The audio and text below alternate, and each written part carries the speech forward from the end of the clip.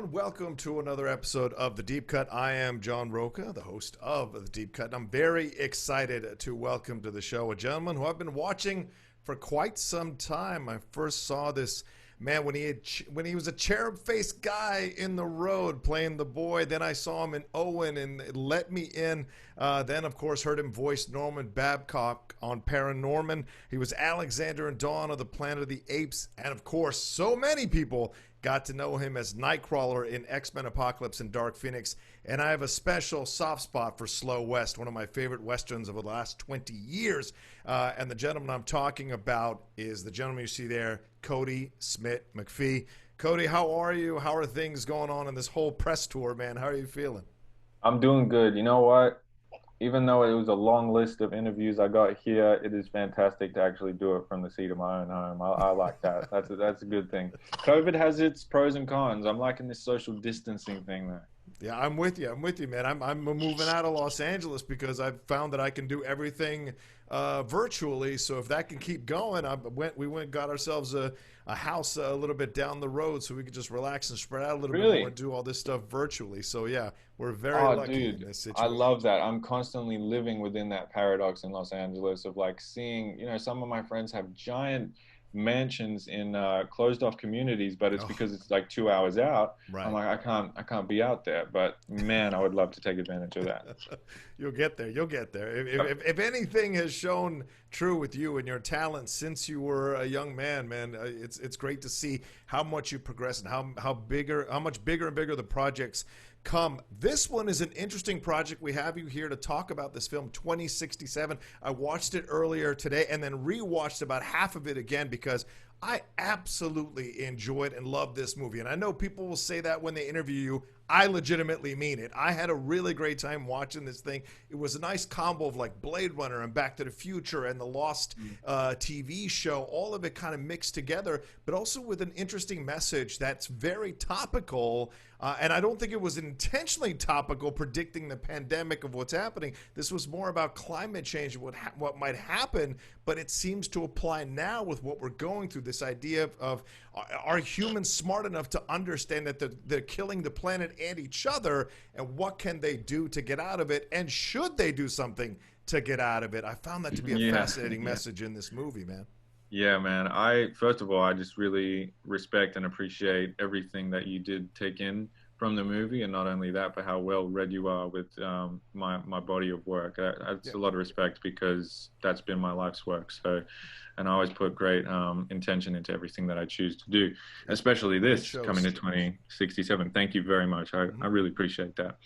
But yeah, how eerie, how ironic that we're now walking around with curfews and it feels like George Orwell 1984 Yeah. mixed with 2067. But yeah, I mean, I was trying to say this in another interview, but I went on for very long, but I'll keep it summarized. In a way, as much as I am shocked that our movie is mirror imaging our state of the world currently, Hmm.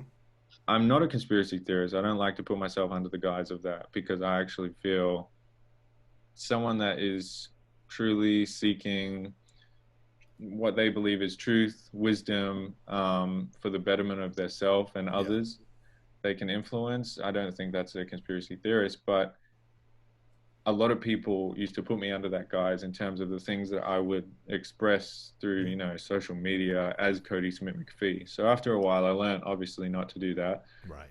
and that the best place to convey such messages is through my work, Hmm. whether that be painting, music, um, writing, poetry, or acting. Hmm. Um, and so that's why I'm really really grateful that 2067 came along because I feel like it was so closely knit to my beliefs and my passion for nature. Yeah. And where a lot of us sit within ignorance in the world in terms of the state that it's in and what we need to do to help it. But the weird part is that I'm like half of me is just like not shocked at this stage, Hmm. that it's come to this point where I've done a movie and then the world's like this. It is actually overwhelming when you are considered a conspiracy theorist, someone that just keeps himself educated on Right. topics that are not mainstream, of how much you are just not shocked. Because it Right. goes from trying to tell people stuff and they think you're crazy and then it happens, and it's like, I told you so, and you seem cocky. It's like you never win.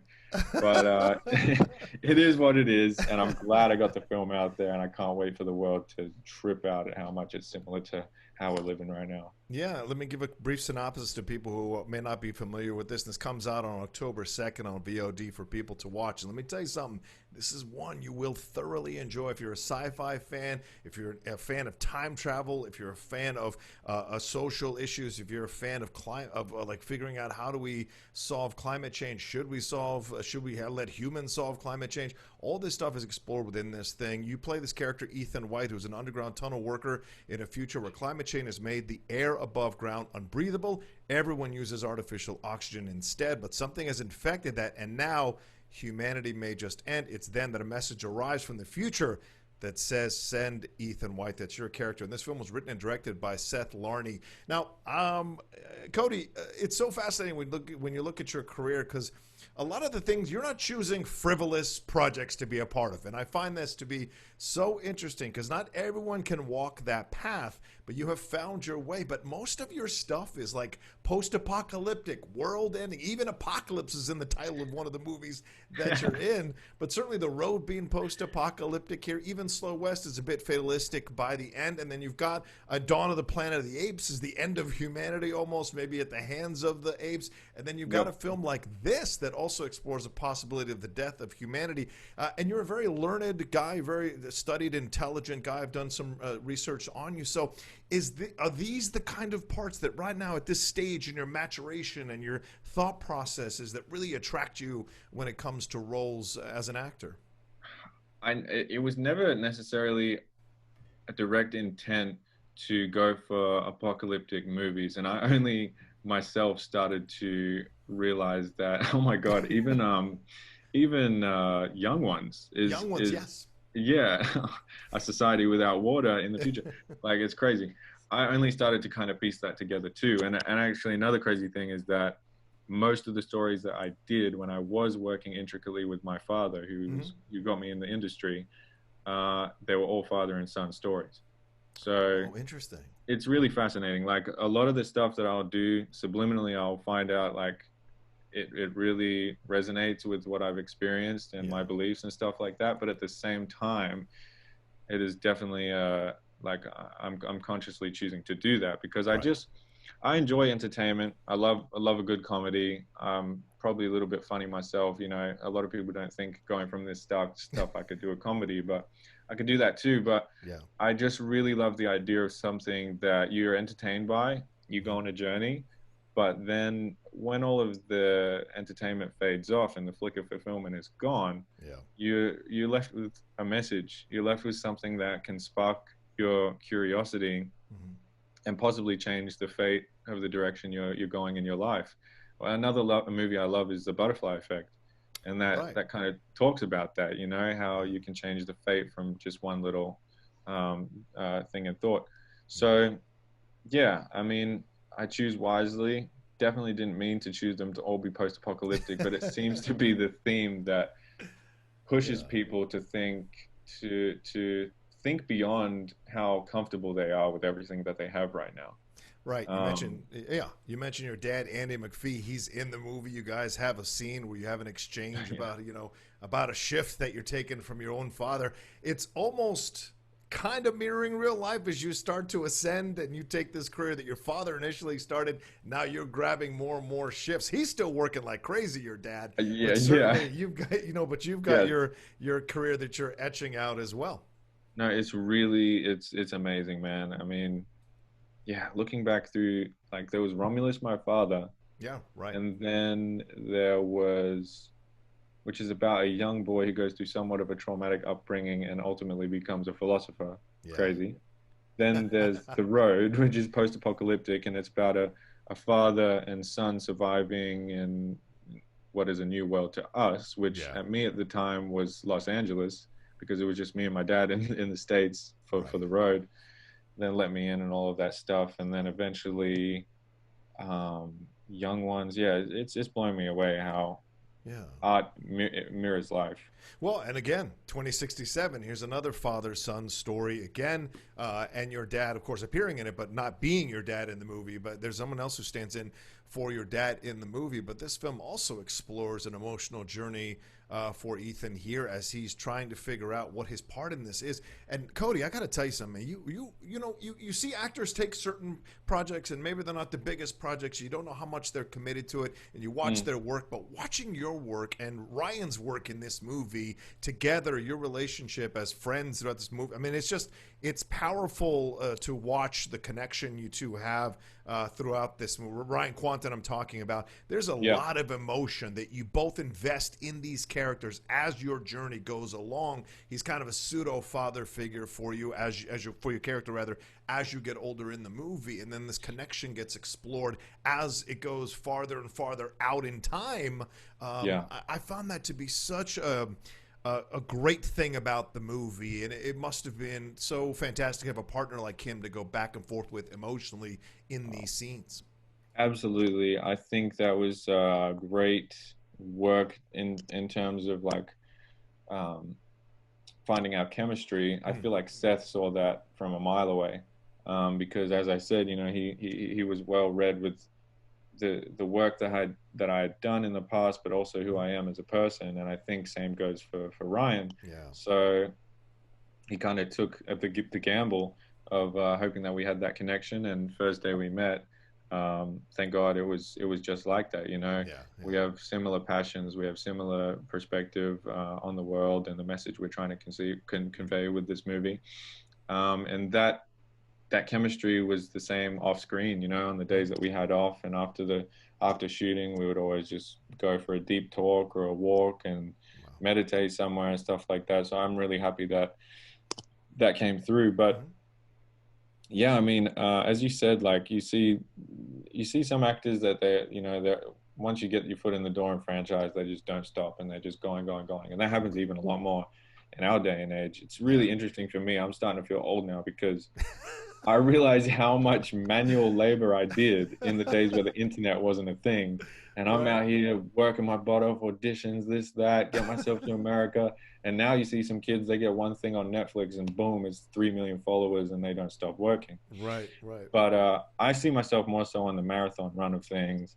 And that's why I pick so strategically what I do. But I do take gambles, that's for sure. And the budget, I'm not going to lie, is like a big part of that. Like if the budget isn't there and it's it's a sci-fi that you're trying to, it resembles Matrix, Blade Runner, 2001 Space Odyssey. Like, yes, it does. That's a gamble. But I think Seth really, really pulled that off, genuinely. He did, Kodi, and that's what I went in. You know, you get these movies sometimes, and with the smaller films, you worry about the budget. You're absolutely right, and you wonder, the special effects going to be any good? Am I going to be able to see the CGI? Yep. I mean, look, we had a floating head on Iron Man, so it doesn't mean because you have a big budget you get this CGI right. Sometimes, right? And so sometimes it's got to be about, well, how detailed is the director? How good is the crew working for him? And how much do they respect the vision that is happening in this film? And you can tell, man, the CGI, the special effects are fantastic in this movie from beginning to end. It doesn't feel inauthentic. It doesn't feel slapped onto the screen. It feels very real, from the floating ship from the beginning, or the floating kind of police car from the beginning, or whatever it is, to later on to the thing you're going through, getting sent through the wormhole. The Stargate is awesome. I mean, that's how a black hole really feels. There's no space baby at the end of it. It's just terror all the way until you land, man. Absolutely. I'm so grateful that you saw it that way, because even me myself, like I'm into filmmaking sometimes. So and a lot of the films that I've worked on have motion capture and all this stuff. So I've seen how this stuff is done. So I really recognize certain processes when it comes to special effects and graphic design and stuff like this. And I feel like because that is Seth's background, that was his foundation, I feel like he's done something really unique with the special effects. And as you said, they're unseeming. And there's nothing that I necessarily saw repeated or something that I'm like, oh, they're doing that thing, you know? Right. I was scanning through horror movies to watch the other night, and I came across one that looked great, but as soon as I saw this face, it was like Adobe After Effects. I was like, nah, I can't do it. I can't do it. So I'm Not so scared glad that, anymore. yeah, not scared, man. I was doing that as a kid. Well, you pick stuff up from certain directions you work for. What did you find now? Because I mean, I think you were shooting this right around the time as Dolemite Is My Name. He can do comedy, ladies and gentlemen. He is in Dolemite Is My Name. He is great. I think you're the cinematographer. Is that the character you're playing? Is that correct? Yeah, I did. Yeah, Yeah. yeah. Yeah. In that film, and so you can do both. Like, this must have been interesting. Was this one right after the other, like completely different films for you? I believe I did Dolomite. Man, I just never, as soon as I do something, I let it go and just Oh, wait till it appears again. But that's good. I don't know if I did Dolomite before or after, but it Okay. was around the same time. And yeah, that was extremely different to anything I'd ever done. Because as we're saying, we know the theme of that recurs within my body of work. Yeah. And on Instagram and stuff like that, with my followers and stuff like that, I'm always funny. I try and keep it very positive because I know that my stuff is very dark, so I try to Yeah. show them the other side to myself. And my agents and stuff, they're always like, "Man, we got to get you into comedy. We got to get you into Yeah, something like that." romantic So comedy or something. yeah, we need something. So it was amazing to work alongside Eddie Murphy. Yeah. Talk to me Growing about up, that, Eddie. What was it like with Eddie, man?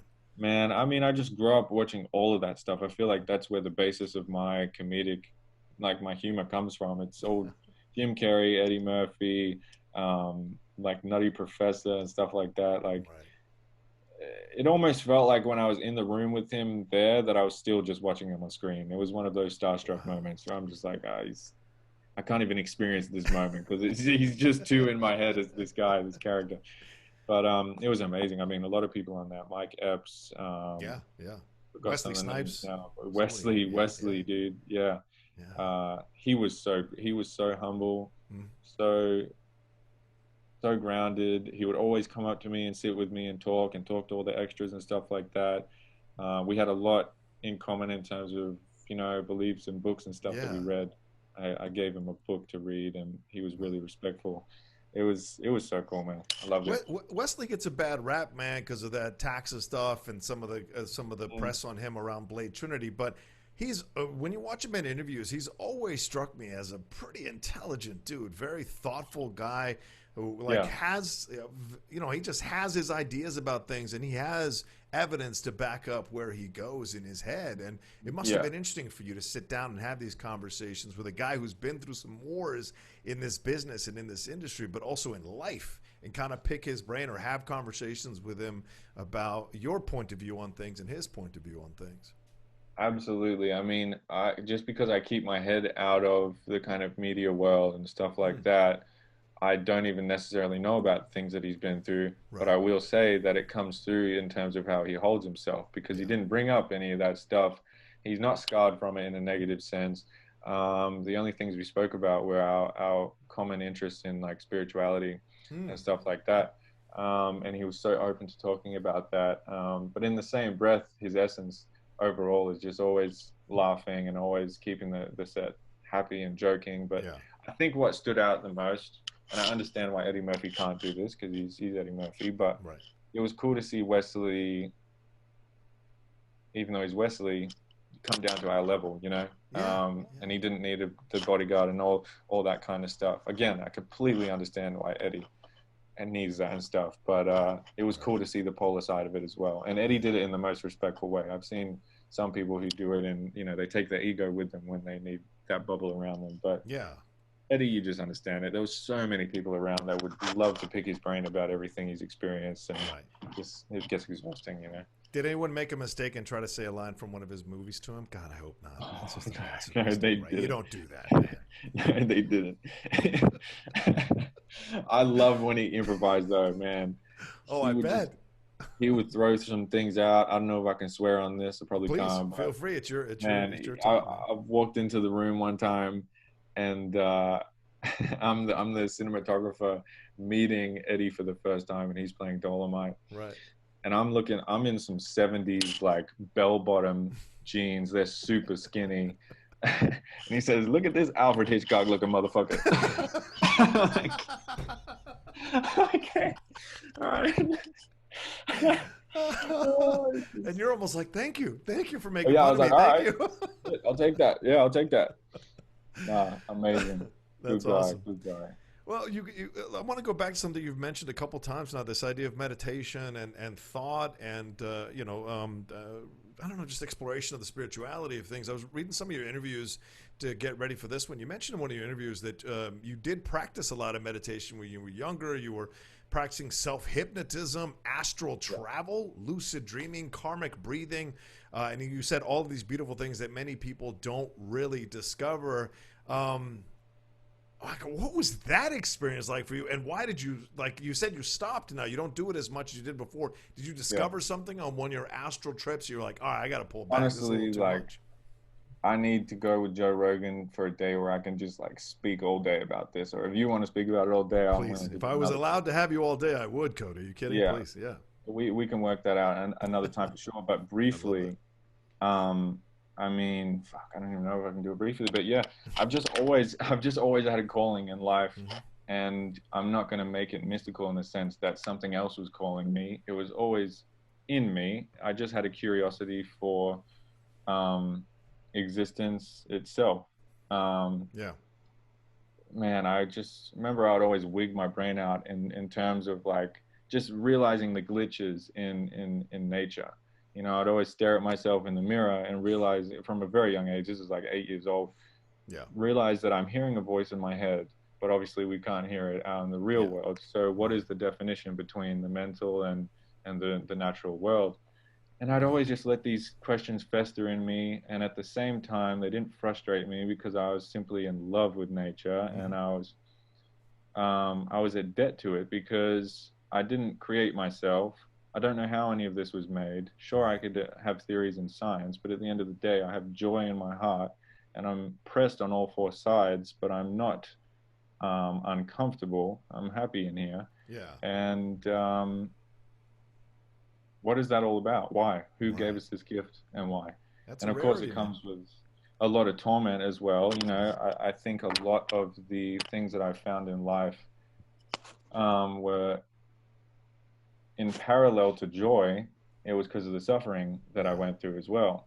And of course, as a child actor and stuff, you're dealing with a lot more things that not a lot of kids my age were dealing with. But it wasn't necessarily that did it. That, if anything, just gave me more of a perspective of how the world works outside of being indoctrinated in school to be a part of the world. I got to stand back and say, whoa, this is kind of how kids should be. You know, you should be able to travel the world, see how it goes. Then you drop the boundaries of, you know, this country works in this way, this country believes this, so I should believe this. I kind of lost my identity as soon as I became an actor that traveled, you know, because I wasn't Kodi in school anymore, holding up something that I had to defend. I was more just a sponge taking stuff in. And but I also have a disease known as AS, ankylosing spondylitis. Which I'm going to share on my Instagram today. I've done a podcast with someone from the Ankylosing Spondylitis Society that is opening up more on that. And basically, it's an autoimmune disease which causes inflammation throughout the spine. Oh, wow, dude. And ultimately, you lose your lower curvature of your spine. And so as soon as you lose that core, then the rest of your bones and your neck and everything kind of goes out. So it's a constant state of just like being in movement and active and keeping it going. Otherwise, if you stay still, the bones will fuse and your whole spine will become just one bone. So, I mean, to be told that from a young age, that blew out anything that I was dealing with in the industry to the side for a moment. But also it instilled fear in me in the sense that I thought I got so far, and this thing was now attacking me at like when I was 21 is where it became prevalent. I'm like, I've made it here. I'm right on the cusp of it. I feel I'm always on the cusp of, you know, what I want to achieve in this industry. And this thing is going to maybe take me down. But now I flipped that whole thing around, and I'm not necessarily going to let it stop me and things like that. But just to express that I wasn't just someone who was walking through a field of daisies, and because of my happiness, I got to find all these beautiful things about the world. No, it was rather the chronic pain that I deal with every day that has brought me to states of insanity and complete apathy. And carelessness, to tell the truth, and hopelessness, that I did see that there was one little seed of hope left, um, that could keep me going, and you can grow from that. Yeah. And that little seed is just the fact that I'm not gonna like. There's nothing I can do. I'm not going to take myself out of this world. Right. It's not my job. It's not my thing to choose when my time is or anything like that. So what am I going to do with the elements that I have in front of me? Right. And that's where I guess self-development really kicks in, because you're not just doing it half-heartedly anymore. You have a mission to actually get yourself better if you want to accomplish what's in front of you, right, and what you've worked so hard for. But for a long time, like you said, I was studying like okay, I remember on Romeo and Juliet, around that time when I shot that. Yeah, playing Yep. Yep. That was the first time where I didn't really have my parents around, or a guardian. I had my teacher, but she wasn't really around that much. So I'm in Rome, and completely different to our Western society. You have every structure that means anything or is in a place that is in front of you, has mythology completely covering it. And that was enough to spark my curiosity. I was like, what is mythology overall? Because like, it's something that most modern religion and beliefs will disregard as something that is paganistic, and then if it's paganistic, it's satanistic, and then if it's satanistic, you're going to hell. So my mind was just spinning there. But then at the same time, I was also experiencing sleep paralysis, like consecutively. Wow. Yeah, I don't know what was going on there, but it freaked me out to the point where I was scared to fall asleep, because I would wake up and I would see horrible things, and I thought they were real. Yeah. And so what I did, because I was by myself, is I took it upon myself to study astral travel, lucid dreaming, the states of consciousness in terms of their frequencies, and what I could do to take control of them. Because I understood that sleep paralysis, after studying it, was simply you accidentally falling into astral travel or lucid dreaming, but you're simply unaware that you've done it. Interesting. So of course, your rational mind is just throwing you images that are in accordance with the sense of fear that you're feeling. So it's throwing you images and hallucinations of horrible things. But as soon as you can maybe use binaural tones, which is use headphones, there's bass going in one ear and then bass in another that's slightly off, and it creates a vibration in the middle, and it simulates and virtualizes brainwaves. So I would choose the brainwave in which we dream, which is like delta or something like that, I'm not sure. And I would meditate until slowly my rational mind and my body turned off, and eventually I would be conscious of the hallucinations, which we would call dreams. Right. And because I was conscious of them, I could control what I would do in them. And so once I mastered the astral, I didn't master it, but once I mastered sleep paralysis, once I got myself beyond the terror and transmuted that into joy, I then realized I didn't need to fondle with that world anymore, because there's great power there. There's great, It almost seems like you go on some astral travels in 2067 in some of those scenes. It feels like Kodi's actually going through these astral travels. 100%. It took me back to those moments for sure. But man, I have a book's worth of the path where it went from there, and I just went on to continue studying, mythology, and I feel like Rome had a big part of that. Right. Quantum physics, everything, and it's all come together. It's all in my head. I don't know how to convey it to the world, but I will do it through a movie or something like that. Yeah, you'll get there, man. You're a very intelligent guy. I can tell as a young man already. You seem pretty intelligent guy, but more intelligent people in their 40s or 50s, man. So eventually you'll figure out how to put this thing together, and I can't wait to see it when you write the book or when you make that movie about it. I'll be curious to see, and hopefully I get to interview you for that as well. Man. I got about 5 minutes left, though. I got to ask you about Nightcrawler, man. I got to, people, this is a channel that talks about superhero stuff as well, man. it must have been incredible to play this character. Now you've had a little bit of time away from it, the debacle of Apocalypse and then Dark Phoenix and all the hullabaloo that went around that, man. I mean, what is your thoughts now that that's all kind of settled and they're moving on past it? What do you take away from that experience more than anything else, playing Nightcrawler, playing Kurt? I'm not gonna lie. I mean, I think I can say this to your fans because they understand the intricate details of what went down with both of those movies, and it was a chaotic time to jump into that franchise, to tell the truth. They had a lot of explaining to do in terms of the time that they'd messed with in Days of Future Past, which they did really well in Days of Future Past. Yeah. But introducing a new younger cast, which they were wishing would lead, into the future installments. They just had so much they were dealing with, and I could see that. But I obviously don't have any say in that. When it comes to franchise, I'm just another moving piece in the puzzle. Right. But of course, I would cover the basics. It's absolutely amazing to play Nightcrawler. He's such a lovable character. It's amazing to not only play a superhero, but one that has to go through a complete transformation. I love playing anything that's so far from myself.